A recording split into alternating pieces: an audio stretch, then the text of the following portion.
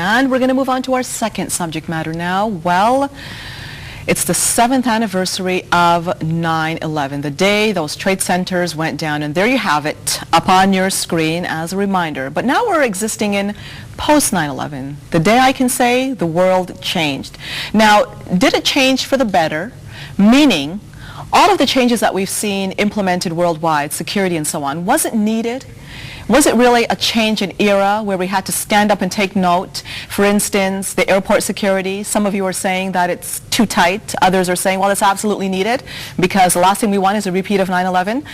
And on the other hand, we also have in Canada the Anti-Terror Act that took effect. Some say it's a violation of human rights, but yet nothing has really made the headlines in terms of people's violations of human rights under this Anti-Terror Act, unless you want to bring up something that the public should know about. How do you feel about it? Do you think we've become a paranoid country? 9/11 is something nobody wanted to see, but how do you feel about the world today? Do you think Canada is paranoid? Let us know, and I'm going to start with you on this one, Al. What do you think? Absolutely, I feel we're paranoid. Too paranoid, Al? Too paranoid, I think.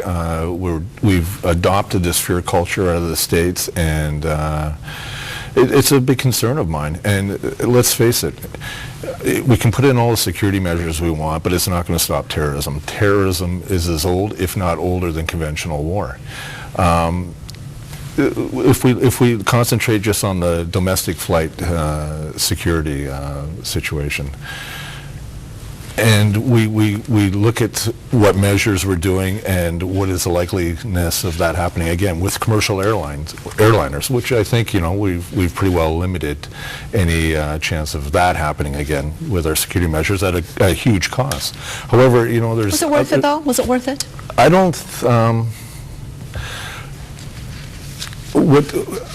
I think what is not worth it, excuse me, is the fact that now we're being screened by multinational governments, and I mean the freedom of information, personal information, is a big concern of mine, and who's got that information and what's being used with it.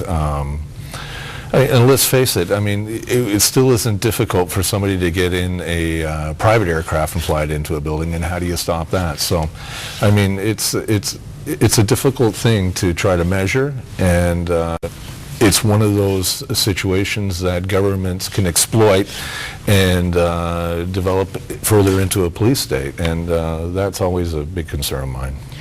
Paul, how do you feel about this one? Well, yeah, I mean, there can be, in any crisis is what governments can use, and it's the only thing they can use to get people willing to violate their own freedom. So historically, we just keep doing it. I mean, think about the October crisis. That was, what a change. October crisis in 1970. Following that, the Mulroney government came in and said, we've got to have a different kind of war measures, a different kind of martial law, something that times out. There was fear that Canada's government was getting too powerful. Now we fear, Canada's government isn't powerful enough. And we start doing things like imposing these not even search, but just seizure laws. Seizure of things from people who haven't even been charged with a crime yet. Because they might one day use them as a crime. They'll take their computers, their cars, and all they have to prove is that they might, on a balance of probabilities, might use these in a crime. Absolutely insane. We've had these laws in Ontario since 2001, and I think that they need to be eliminated. But seizure is a little bit different. Grabbing people's property for no good reason is different than being cautious, of course, getting on a plane. I think, going through... The need's there. Yeah, if you're going through, the check-in, you're passing through the X-ray machine or whatever, I have no problem with that. If I'm carrying something I shouldn't be carrying on a plane, like a gun, I draw the line at things like nail clippers and hairpins, bobby pins. But I mean, knives and guns, there are people who try to bring them on. They ought not to be there, and we need to screen. Yep. Okay, let's go now to Gail on line 4. Hi, Gail. You're on the line. Go ahead, Gail. Now, we're going to go for a break now, but before we do, we're asking you the question. Of course, we're in a world that forever changed, 9/11. Today's the anniversary, the 7th. Do you think that we've gone overboard in Canada in our efforts to protect ourselves? For instance, the Anti-Terror Act, and not only that, but extra security, the way we have it in the airports. Do you think it's necessary? We're going to go for a break. We'll return after this. Stay tuned. Hello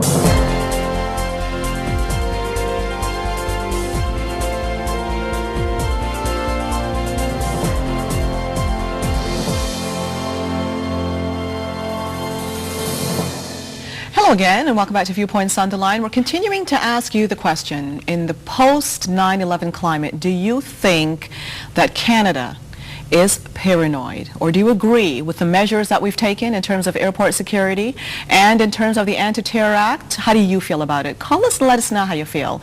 In fact, right now we have a very interesting player on the phone line, Julian Fantino, OPP Commissioner, and he's also former Commissioner of Emergency Management for the City of Toronto.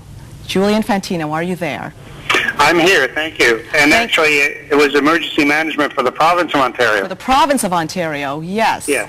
And Julian, we're asking the public the question, and of course our guest today, whether Canada has been paranoid since 9/11 took place. We'd like to know how you feel about this particular question to start. Well, there's absolutely no paranoia involved. This is a new reality, if you will, that we are in fact vulnerable. We are a very target-rich society, environment, if you will. And we need to be very conscientious and concerned about terrorism. Is about making a statement. That statement can be made just about anywhere. So, no, there's no paranoia here. It's just a reality that we have to accept. Can you give us a little bit of insight as to incidents, perhaps, not necessarily specific, that have taken place that will cause you to say that we're not being paranoid and that we do need to be on some heightened alert here in Canada? Well, you know, without giving away any trade secrets, it's no surprise to any of us that for all of our efforts to frustrate the activities of terrorists or those who want to engage in that activity, we too need to be very conscientious about the fact that Canada has been mentioned in terrorist kind of language. We also know that there is sympathetic individuals and organizations within Canada that have terrorist kinds of backgrounds. You know about some of the different entities that have been basically made illegal by the Canadian government as being sympathetic or otherwise supporting terrorism. So, and, you know, the globalization of terrorism now is certainly something that Canada needs to be very vigilant, very concerned and conscientious about. And we've had investigations here that have had international ties, if you will, to terrorist groups and so forth. So there's no escape from the fact that the globalization of travel and technology and communications have also brought a dimension of threat to Canadian society from the terrorist threat. Now, there are those who believe, and they purport, that if terrorists are really out to get you, they're going to get you anyway. How do you meet that? Well, you do everything that you can to frustrate the efforts. A lot of it has to be in the area of intelligence gathering and networking with the national security agencies, law enforcement agencies across the world, and that's certainly one thing that's improved significantly, not only in Canada but worldwide. I can tell you that there's a lot of work being done to frustrate the efforts of wannabe terrorists or those who are intent on carrying out terrorist attacks on not only Canadian society but the free democratic world. So you just have to work at it. And I suppose one of the issues that comes up is what exactly can you quantify? And I don't know what you can do about that, in that we really don't know in a lot of cases what we have prevented or what we have been able to frustrate, but we know we have. Now, these efforts have been collaborative, and I know that as Commissioner of the OPP, there is a department, if you can explain us about it, an anti-terrorism section of the OPP. Can you tell us a little bit about that? Well, we, like every other major law enforcement agency and national security agency, have had to focus on this area. I mean, for the longest time, we have been very diligent and working hard on organized crime and those kinds of issues. But with this new threat, if you will, and certainly manifested in the most horrible way 7 years ago today, we had to look at the bigger picture, that Canada is a free and democratic society that would be and has been, I think, the focus of terrorist groups. And And so our unit, the anti-terrorism unit of the Ontario Provincial Police, works very diligently and very cooperatively with the whole of the international law enforcement community and national security community to safeguard our interests, our citizens, and our communities in this country, and our citizens beyond.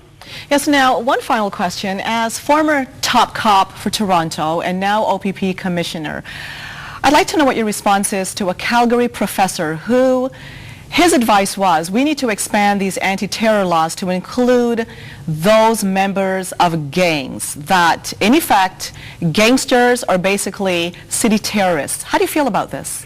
Well, yeah, I understand what the intent is. I understand that gangs can, in fact, terrorize communities as they do. We see an awful lot of that. But I think we have to draw a distinction between international terrorist groups and those domestic, basically criminal elements that certainly are a big challenge and a big concern to us. So I would like to think that we can deal with both of those issues with the appropriate legislation, the proper tools, and the resources that are so critical today in dealing with these issues, either at the local level or internationally. OPP Commissioner Julian Fantino, thank you so much for joining me today. My pleasure, and take care. And we're going to go for a break now. When we come back, we're going to continue to ask you the question, do you think that Canada is being over-vigilant? You've heard OPP Commissioner Julian Fantino. How do you feel about it? We're going to return after this. Stay tuned.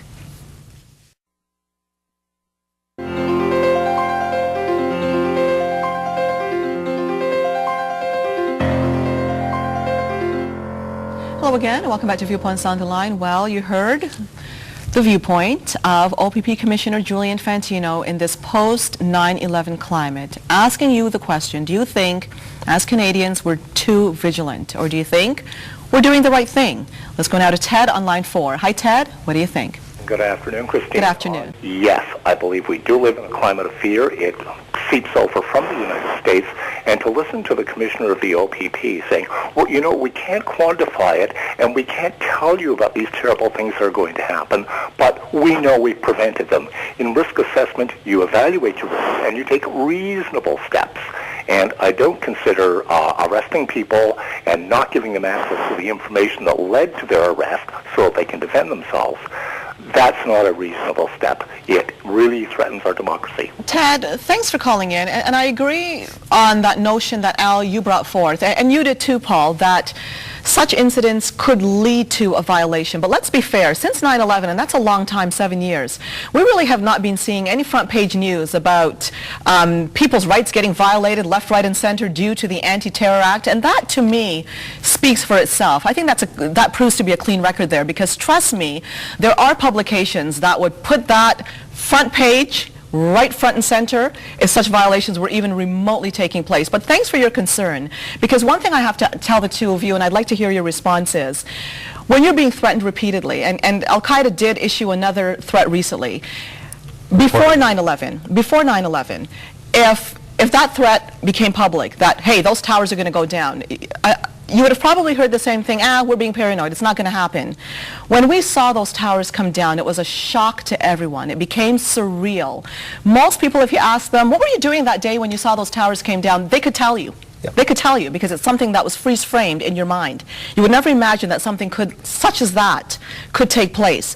When you look at the rest of the world on what's happening, most terrorist attacks are actually Muslims against other Muslims. You've got the fight between the Sunnis, the Shiites.